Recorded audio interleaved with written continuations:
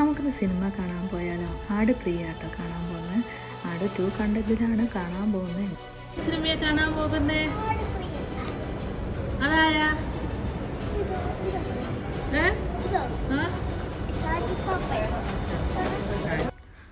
അപ്പോൾ ഇതും ഞങ്ങളെ ഫ്രണ്ട്സാട്ടോ ഈ വരുന്നത്. ഞങ്ങൾ നേരത്തെ എത്തിയ സിനിമകളിൽ, ബാക്കി രണ്ടാളും പിന്നെ വൈകിട്ട് കുറച്ച് കഴിഞ്ഞിട്ടാണ് വന്നത്. അപ്പോൾ എല്ലാവരും കൂടി വന്ന് ഞങ്ങൾ സിനിമകളിൽ കയറി. ആശീർവാദിലാട്ടോ പോയത്, അമ്പയറേൻ്റെ ഷോയ്ക്കാണ്.